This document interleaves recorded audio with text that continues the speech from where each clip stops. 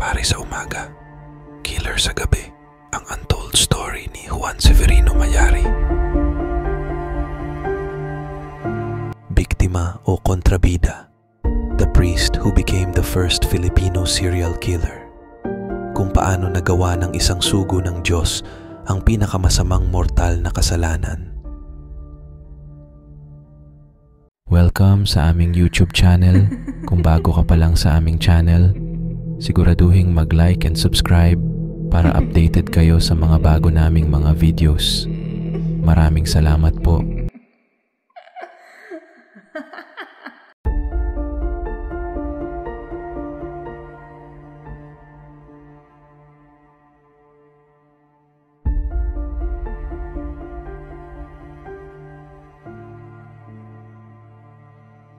Si Juan Severino Mayari ay isang paring Katolikong Pilipino. Siya ang unang dokumentadong serial killer mula sa Pilipinas. Noong panahon ng kolonyal na Kastila, nagsilbi si Mayari bilang kura paroko sa Magalang, Pampanga. Si Mayari ay mula sa San Nicolas, Pampanga na ngayon ay Macabebe, Pampanga.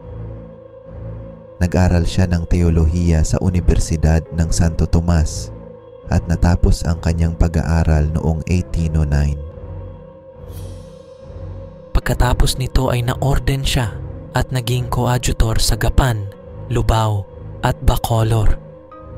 Pagkatapos ay lumaban siya para sa posisyon ng kura paroko sa ilang lugar katulad ng Orani, Mariveles at Lubao, ngunit na-reject siya.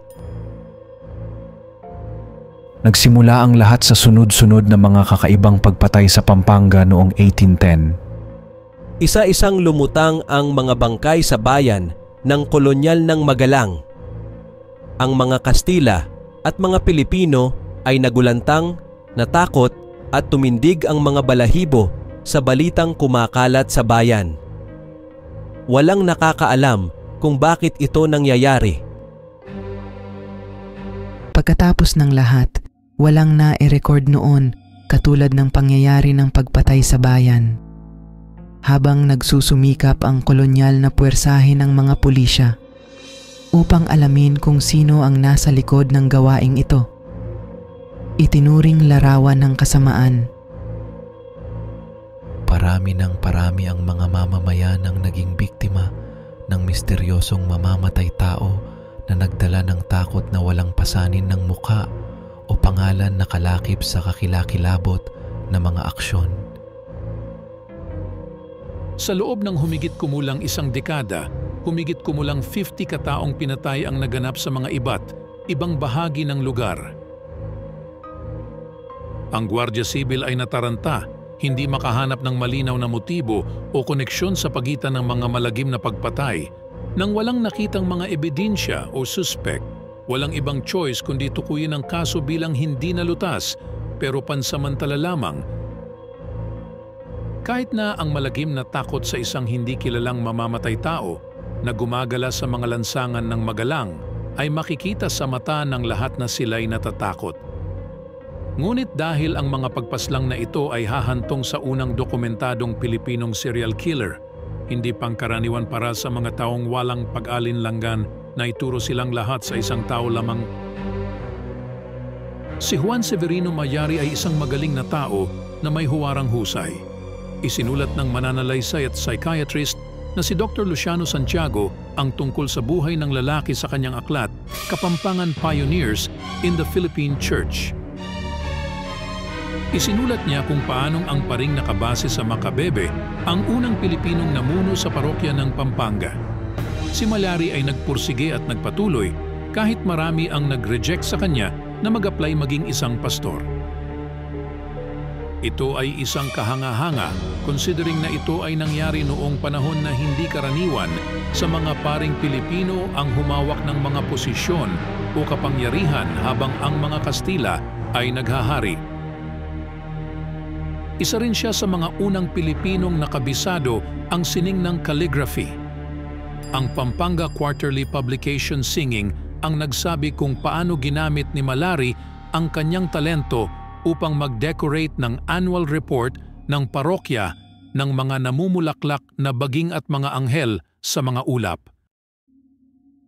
Magtataka ka kung paano nagawa ang karumaldumal ng gayong maamo ang mga kamay ni Malari bilang artists.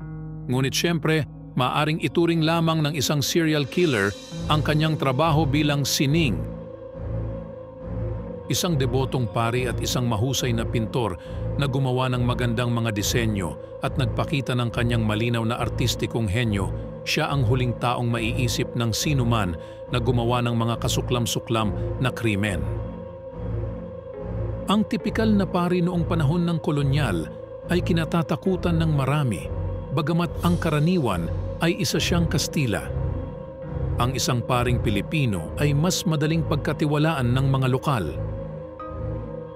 Ang tipikal na pari noong panahon ng kolonyal ay kinatatakutan ng marami, bagamat ang karaniwan ay isa siyang Kastila. Ang isang paring Pilipino ay mas madaling pagkatiwalaan ng mga lokal. Ngunit ang kasamaan ay nagsusuot ng maraming mukha at si Father Juan Severino Malari ay naging unang dokumentadong Pilipinong serial killer, pati na rin ang unang Pilipinong pari na binitay. Ngunit ang kasamaan ba ay ipinanganak o ginawa? Kalikasan ba ito o pag-aalaga?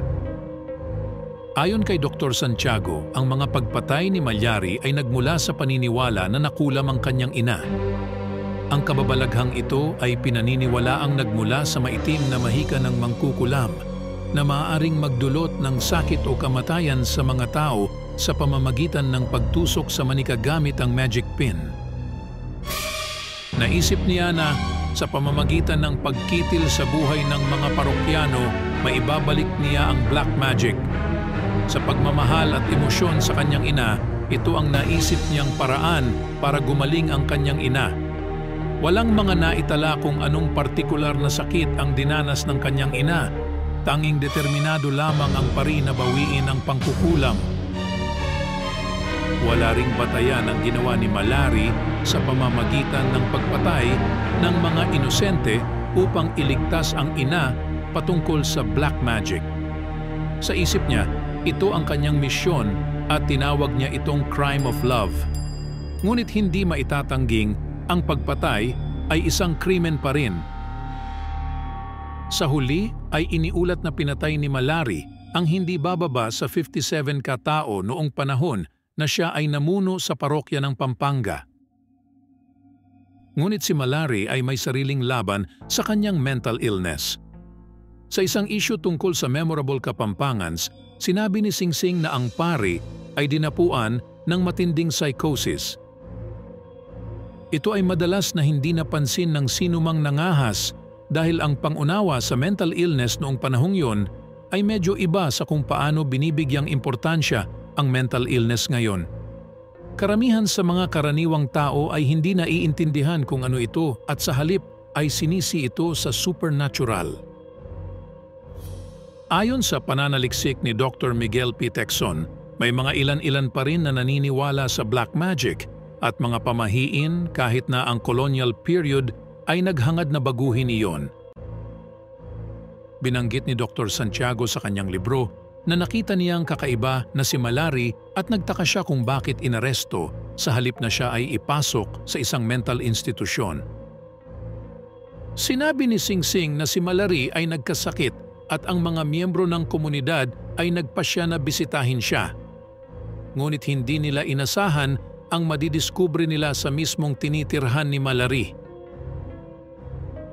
Ito ay isang nakagigimbal na tanawin na karapat-dapat sa isang horror movies. Isang imbak ng mga bagay na nababalot ng dugo na matatagpuan sa bahay ng isang tila walang kapintasan, banal na lalaki. Biglang nagsimulang nagkaroon ng liwanag ang mga mahiwagang pagpatay sa nakalipas na dekada. Walang mga na-record kung paano niya ginawa ang pagpatay sa mga inosenteng Pilipino, ngunit ang katibayan ang nagsasabi. Sa kalaunan, ikinulong siya ng mga autoridad sa Maynila kung saan nanatili siya for 14 years hanggang sa binitay noong 1804. Maraming salamat sa panonood sa ating kwento. Sa hindi pa nakasubscribe sa aming channel, pakihit lamang ang like at subscribe para kayo ay ma-update sa mga bago naming mga videos. Hanggang sa muli.